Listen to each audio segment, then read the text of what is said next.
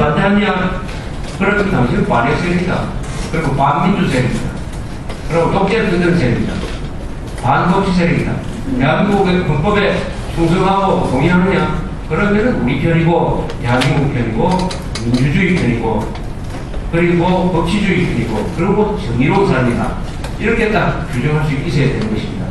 대통령은 따라서 좌우, 보수, 진보 이런 말 하면 안 됩니다. 대통령은 오로지 나는 국권을 준수하고 헌법을 수호하는 명령을, 사명을 국민과 역사로부터 헌법으로부터 부여받았기 때문에 좌든 우든 남녀노소 직위고하를 가리지 않고 헌법에 충성하면 보호할 것이고 헌법에 반대하면 반드시 문제할 것이다. 나는 헌법을 수호하겠다 하는 말을 해야 됩니다. 또 그 말이 항상 입에서 저절로 나와야 됩니다. 그래서 6.15 14선언은 왜 반대하느냐? 헌법에 맞지 않기 때문에, 헌법에 위반되기 때문에 이것은 안 되는 것이다. 이렇게 이야기를 해야 됩니다. 대통령은 모든 판단의 중도가 헌법에서 나와요. 헌법에서. 그런데 이명박 대통령 한 번도 이 헌법의 힘을 빌려서 자기의 정당성을 설명해 본 적이 없습니다. 그런데 어떻게 됐냐? 힘이 없어요. 그 말의 근거가 약하기 때문에. 말의 근거 중에서 가장 큰 거는 헌법이다. 그 다음에 이것이 진실이다. 이거 아닙니까? 헌법에 입각하고 진실에 입각한 말을 하면 그 말이 힘이 있어요. 그런 말은 또 실천을 하면은 그 말의 신뢰성이 더해지는 것인데, 이명박 대통령은 헌법, 사실, 이것을 다 빼버리고 그냥 좋은 게 좋다. 실용적으로 가자. 중도로 가자.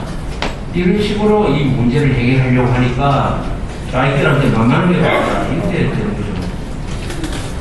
지금 국회가 오늘 회의가 시작된 지가 한 달 지나가는데도 아직도 문을 열지 않고 있습니다.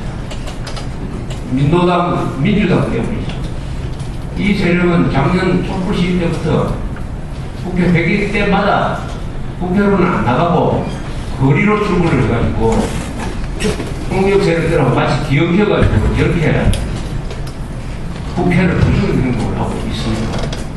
이건 이런 것과 똑같죠. 아니, 장외 세력이라는 게 옛날에 있었어요. 장외 세력. 전통한 정부 때까지 장외 세력이라는 말이 있었습니다. 즉, 제야 세력, 민주화 운동하는 사람들이 국회에서 문제를 해결하지 않고 거리에서 제야 세력하고 손잡아서 문제를 해결하려고 한다. 그래서 장외 세력이다. 즉, 정치의 바깥에서 노는 세력이다. 이렇게 비판을 했습니다. 그러나 그때는 장외 세력이 바로 김대중, 김영삼 민주화 세력이고, 이 사람들이 의로운 사람이다라고 믿었던 사람들이 많기 때문에 장외 세력이 별로 나쁜 것으로서 기억되지가 않습니다. 그러나 지금은 달라요. 지금 이 민주당, 민노당은 장외 세력이 무슨 장외냐? 국회에서 논의를 해야 될 사람이 국회 바깥으로 나와서 거리에서 지금 예배하고 있다. 아니, 권투를 하는데 말이죠.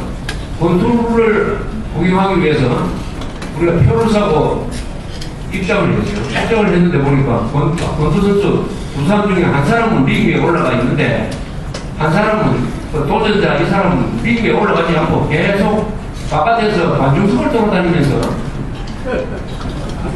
챔피언 욕을 하고 돌아다니는. 그럼 이게 어떻게 됩니까?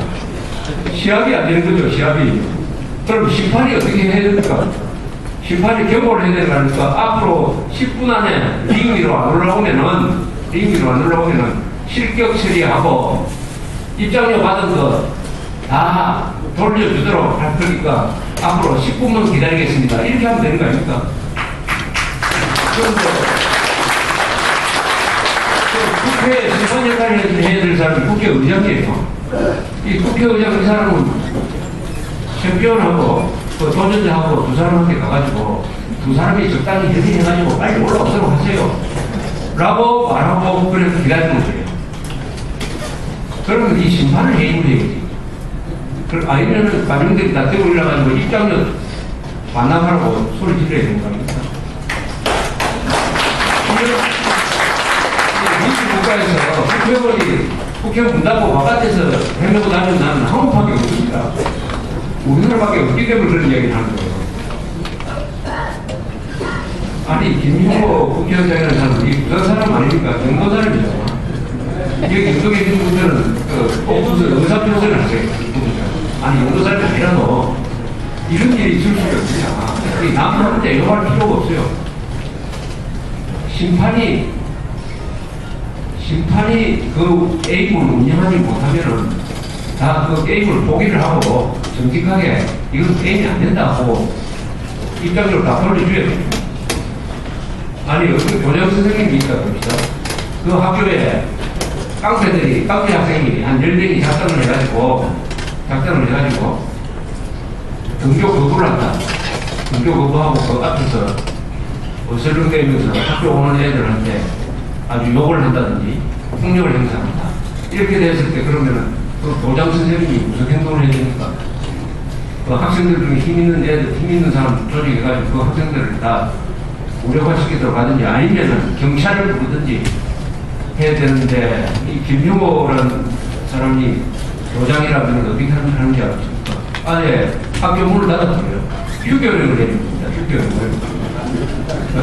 깡패 10명이 있다고 몇천 명의 학생들도 피해를 같이 보라고 휴교령을 내리는 사람이 저 사람이에요.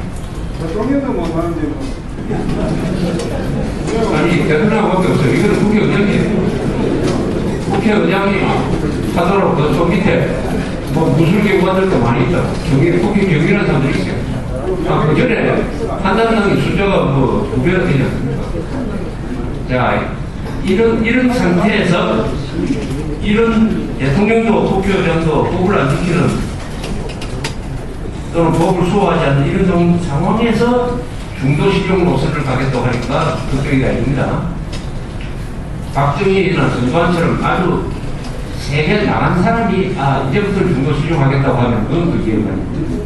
그런데 처음부터 의중관 쪽으로 간 사람이 중도실용하겠다는 것은 왼쪽에서 더 왼쪽으로 가겠다는 거예요. 뭐 이렇게 되니까 우리가 딱 눈을 부릅뜨고 감시를 좀 해야 되겠다. 이렇게 말씀드리고 싶습니다. 우리가 지금 우리 대한민국이 지금 어느 방향으로 나가고 있느냐 하는 것은 이 혼란스러울 때일수록 다시 원점으로 돌아와서 한번 생각을 하면 분명하게 됩니다. 상황이 어려우면은 일본말로 그 선자리에서 계속 뺑뺑 돌아라는 겁니다. 무엇이 어지럽게 돌아갈 때 막 그 어지러운 속으로 들어가서 길 찾다가는 정신을 두니까 길을 못 찾을 때는 길을 헤맬 때는 돌아다니지 말고 지금 선자리에 가만히 있으라고 얘기하지 않습니까? 정선 가다가도 길 읽을 때는 우리가 구조하러 올 테니까 너는 여기 가만히 있으라고 이렇게 이야기합니다. 그 가만히 있다가 원이 취한다. 원칙을 생각한다. 원점에서 다시 생각한다. 이거예요. 한국이 이렇게 복잡할 때일수록 이 원점을 다시 확인해야 돼요. 원점과 우리 내가 서 있는 데가 어디냐? 그럼 좌표가 어떻게 되느냐? 그리고 앞으로 나가야 될 방향은 어디냐? 이렇게 되는 거죠. 한국이 나가야 될 방향은 딱 세 가지입니다. 민주주의는 형식상은 다 부기가 되었으니까 민주주의의 내용을 충실하게 만들어야 된다. 그것은 법질서 확립입니다. 또는 법치주의 확립이죠. 법질서 확립을 통해서 자유통일을 하는 것입니다. 법질서 확립을 해야 경제도 잘 되고 안보도 잘 됩니다. 안보와 경제를 뒷받침하는 것이 법질서입니다. 법질서가 무너지면 안보도 무너지고 경제도 무너집니다. 따라서 법질서 확립을 통해서 한국의 민주주의를 어린 민주주의를 성숙시키고 그 힘을 통해서 자유통일을 하고 그 다음에 인류국가를 건설한다. 법치 확립, 자유통일, 인류국가 건설. 요게 우리의 3단계 목표입니다. 3단계. 지금 법치 확립을 못하면은 자유통일을 할 수 없어요.